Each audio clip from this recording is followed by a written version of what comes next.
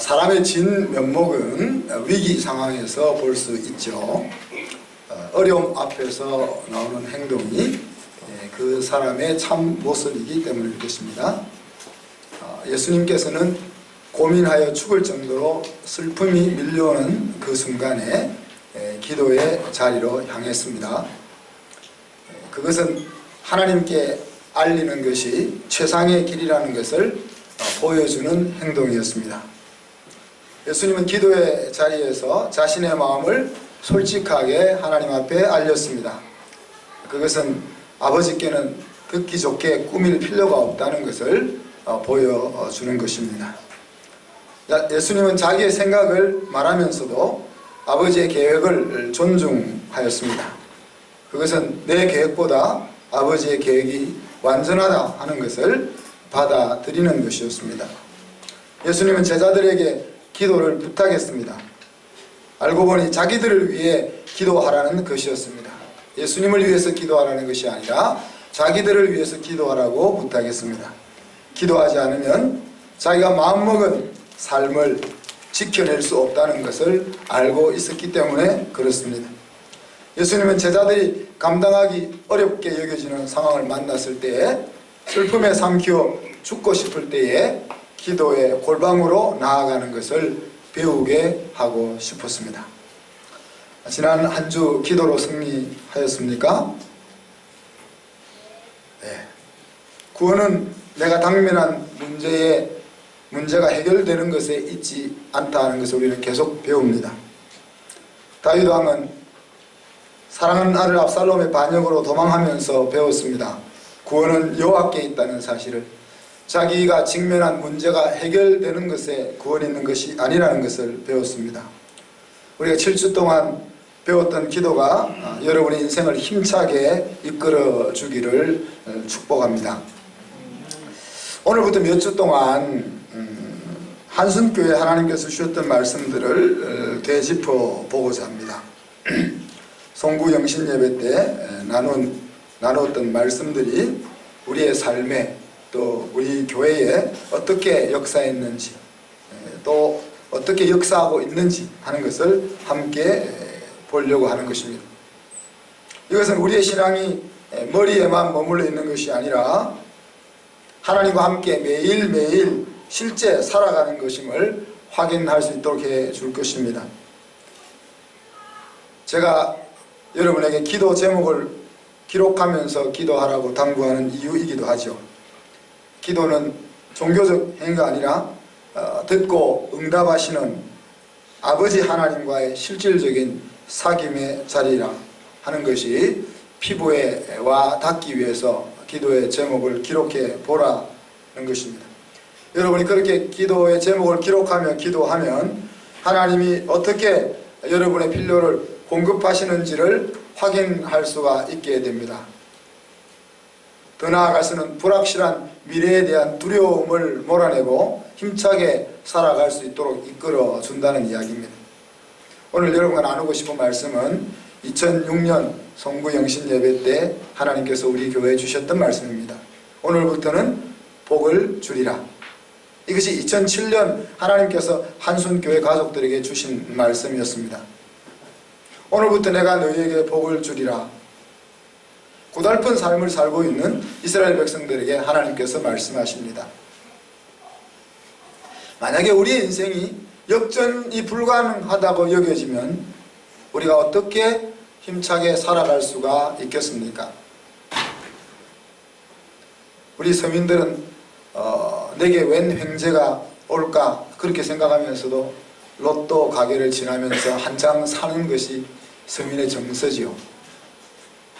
내가 이기는 것도 아닌데 스포츠에 열광하는 하나의 이유이기도 합니다. 마치 그 스포츠에서 야구 경기에서 이기는 것이 내 인생을 역전시키는 것 같은 짜릿함을 경험해 주게 되기 때문이죠. 2007년부터 하나님께서 한순 성도들에게 복을 주시리라, 한순 교회에 복을 주시리라 그렇게 말씀하셨는데 12년이 지난 오늘 우리가 걸어온 길을 뒤돌아보면 정말 감개무량한 것 같습니다. PPT를 한번 보여주실래요? 저희가 2004년 4월에 저렇게 저희 집에서 몇 명이 어린아이랑 어른 몇 명이 모였습니다. 다음. 그리고 이제 예배당을 준비하고 있죠. 저게 예배당 마당입니다. 그리고 우리 두 사람이 이제 예배당을 마포로 열심히 닦고 있습니다. 개척 예배가 드리기 하루 전날이고 끝나고 나서 같이 식사를 하고 있죠. 그리고 나서 개척 예배가 5월 19일인가 드려졌습니다. 저곳에 한 250명 정도가 가득 찼죠.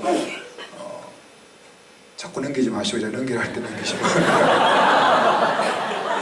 저 앞에 양쪽으로 강대상에 올라가 있는 저 청년들이 우리 그 신반포교회 제가 지도했던 청년들이 와서 특송해 줬던 모습입니다. 그러나 다음 이제 10월이 되면은 이렇게 예배당은 쓸쓸하게 저 위에 있는 것이 우리 예배드리는 모습이고 밑에 있는 것이 우리 주일학교 모습입니다. 다음.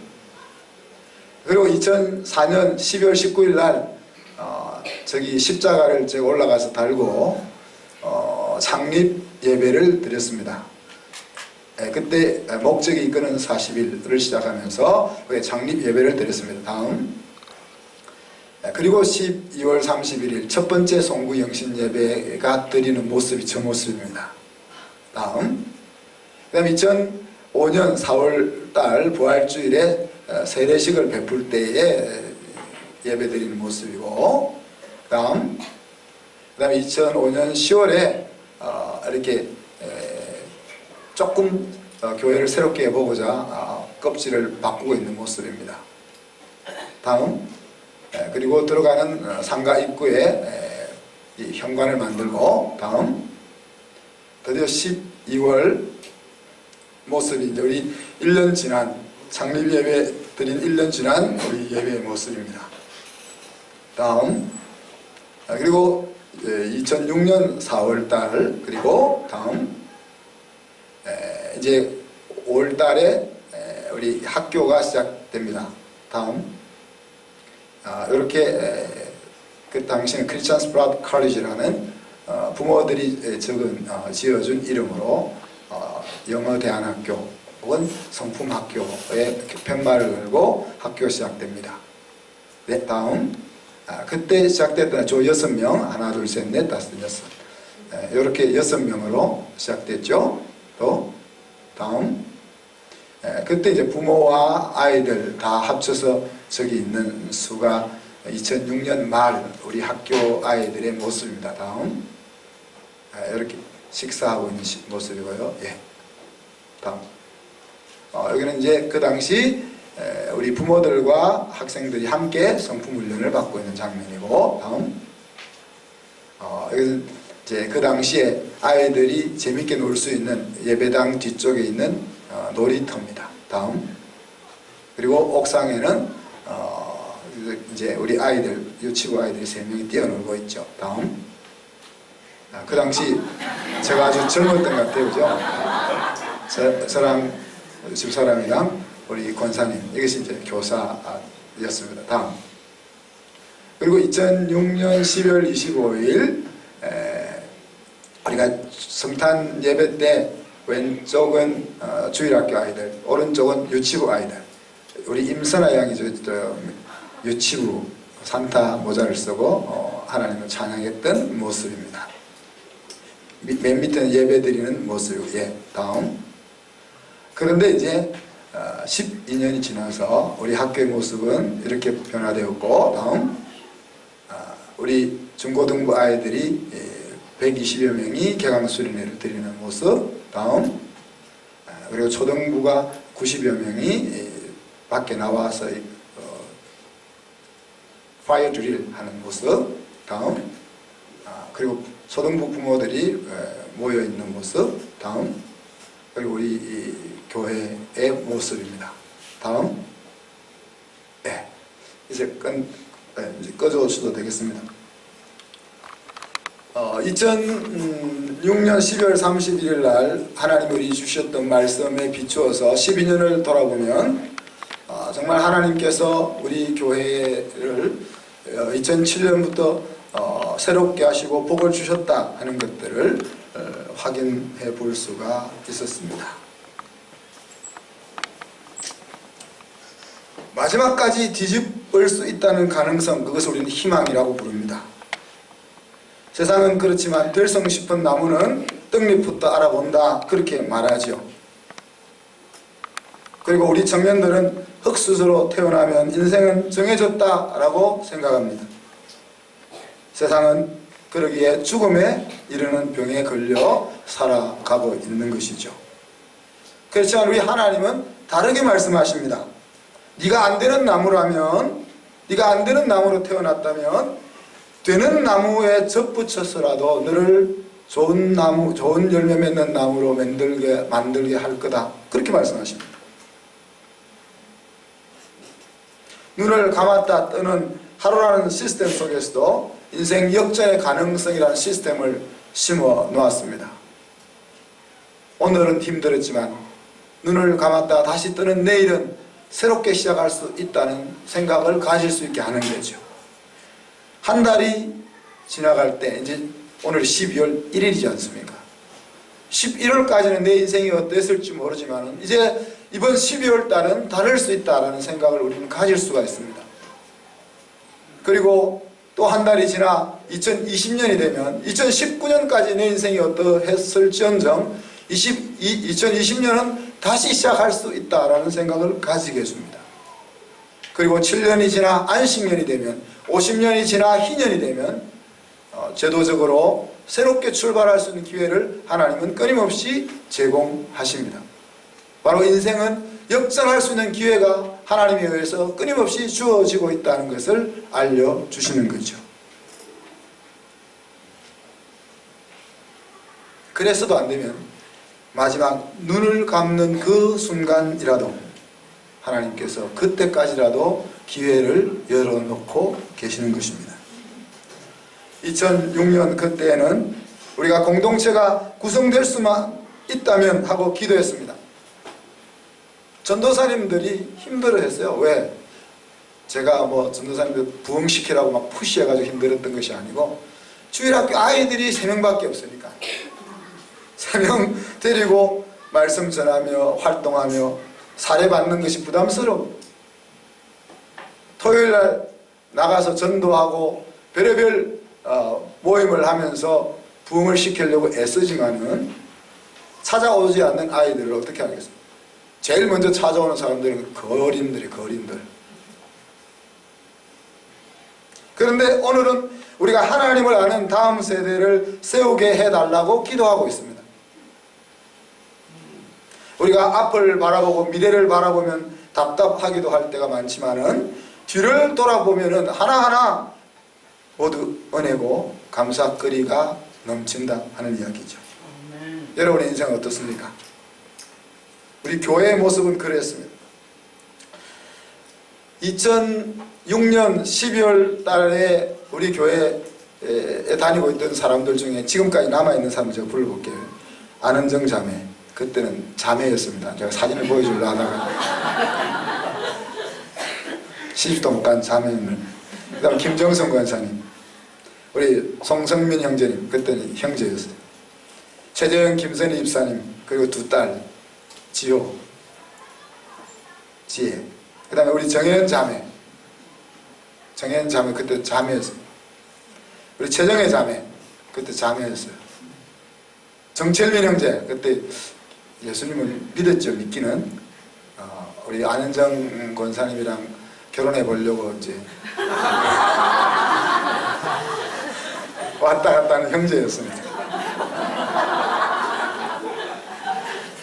그 다음에 김주영 집사님과 선아, 그리고 우리 가족들, 이것이 저희 한순교회 식구들이었습니다. 여러분의 삶은 하나님의 약속대로 인생의 역전이 이루어졌습니까? 우리 교회로 보자면, 우리 학교로 보자면 그 약속이 이루어졌다 그렇게 말할 수 있습니다. 여러분의 인생은 어떻습니까? 오늘 하나님은 이스라엘 백성들의 생활에 전환이 있기를 촉구하십니다. 15절에 보면 이제 오늘부터 이전을 추억해보라 그랬습니다. 이전이라는 것은 성전 재건을 중단했던 15년 전에 그때를 추억해보라. 그냥 이 추억해보라는 말이 깊이 주의해서 살펴보라 그런 뜻입니다. 이 말을 오늘 읽었던 15절부터 19절까지 짧은 본문 속에 3번이나 반복해서 이야기합니다. 되돌아서 주의 깊게 생각해보고 교훈을 받아라 그런 이야기죠. 바벨론으로 사로잡혀갔던 백성들 가운데 5만여 명이 무너진 성전을 재건하겠다고 자기 70년 동안 살았던 생활의 터전을 떠나서 폐허가 된 예루살렘 성으로 돌아왔습니다. 성전을 재건하려고 돌아왔습니다. 자, 이들에게 있어서 성전의 재건은 무엇이었을까요? 그죠? 무너진 성전을 건축하는 것이었습니다. 그러나 그것은 세워지는 건물 이상의 의미가 그들에게 있었던 거죠. 예루살렘 성전이 무너질 때에 이스라엘 백성들의 마음에는 큰 진공이 찾아왔다 그랬습니다. 그냥 수도가 함락된 정도가 아니라는 이야기죠. 예루살렘은 하나님의 도성, 하나님이 거하시는 곳. 그래서 하나님이 거하시는 곳은 어떤 일이 있어도 무너지지 않는다는 그 신앙이 무너졌던 것입니다. 하나님을 향한 생각이 무너졌던 것입니다. 더 이상 하나님이 우리 민족을 책임지지 않으시는구나 하는 자리까지 내려가게 하는 것이 예루살렘의 함락이었습니다. 그렇기 때문에 성전을 재건한다는 것은 나라를 회복하는 것을 의미하고 잃어버렸던 희망을 되찾는 것을 의미하고 하나님에 대한 신앙을 다시 찾는 것을 의미하는 것입니다. 겉으로 드러나는 것은 예배드리고 제사 드릴 건물을 짓는 것이지만은 그러나 그 건축에는 건물 짓는 것 이상의 의미가 담겨 있었던 것이죠. 그런데 성전 재건하러 왔던 이 5만 명이 공사의 첫 삽을 뜨지도 못한 채 15년이라는 세월이 흘러갔습니다.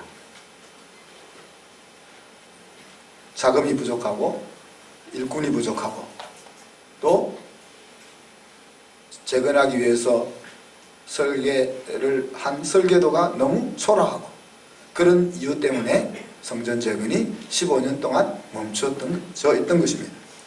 성전 재건이 멈춰져 있는 동안 그들은 열심히 자기 집 짓는 일에 몰두했다라고 학개서 1장에서 이야기하고 있습니다. 이러한 상황에서 하나님께서는 학개 선지자를 사용해서 다시금 첫 삽을 뜨게 했던 겁니다. 이스라엘 백성들이 그 첫 삽을 떴을 때 오늘 하나님이 주신 약속이 그래 내가 오늘부터 너에게 축복하겠다 그 말씀을 지금 주고 있는 겁니다. 야 네가 정신 차려 그럼 내가 복을 줄게 이 말씀이 아니고 멈추고 있던 그 성전 재건의 삽을 뜨는 순간 하나님께서 새로운 인생 역전의 약속을 주고 있는 것이죠. 하나님은 이때를 기다리고 또 기다렸다는 것을 알 수 있죠. 그죠? 그러면서 너 힘으로 행복을 찾아보겠다고 잘 살아보겠다고 발버둥 쳤던 때를 자세히 돌이켜 생각해 보라고 하십니다. 그때는 20고르 곡식을 기대하고 농사를 시작했다가 한 고르가 한 호멜과 같은 거니까 약 220리터 제법 그게 농사를 지을 때 그죠? 그러니까 그거 220리터가 20배니까 4,400리터면 얼마나 됩니까? 대충 1리터 1kg를 생각하면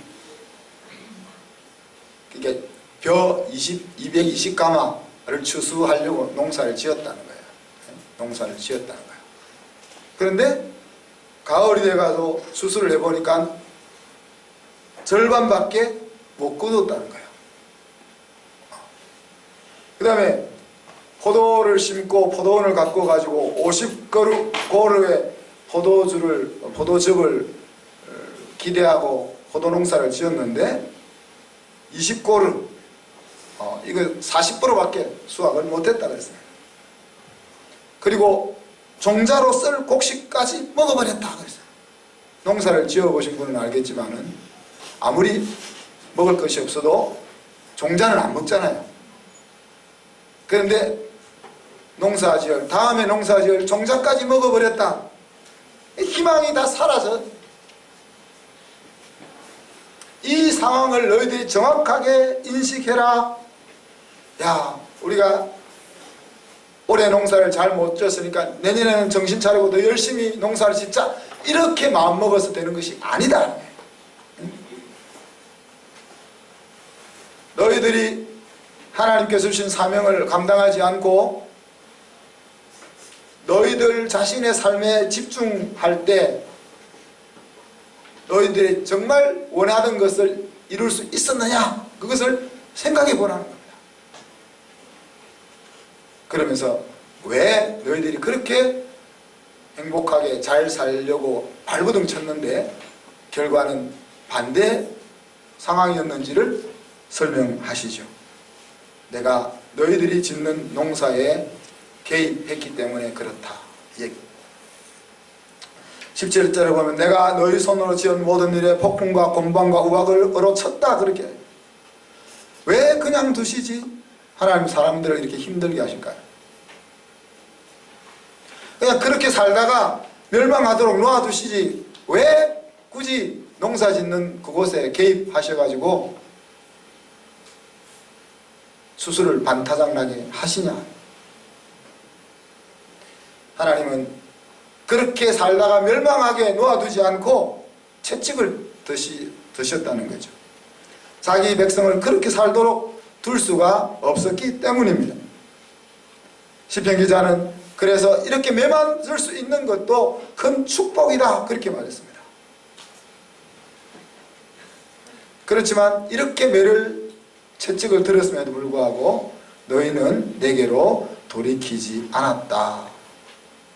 채찍을 맞으면서도 자신을 돌아보지 않고 계속 고집을 피우면서 자기 갈 길로 달려갔다고 이야기합니다. 그렇기 때문에 우리는 자주 우리가 걸어온 길을 돌이켜볼 필요가 있습니다. 뒤돌아보며 감사할 것은 감사하고 잘못된 것은 반성함으로써 그 가운데 하나님의 그 손길을 느낄 수 있어야 한다는 이야기죠.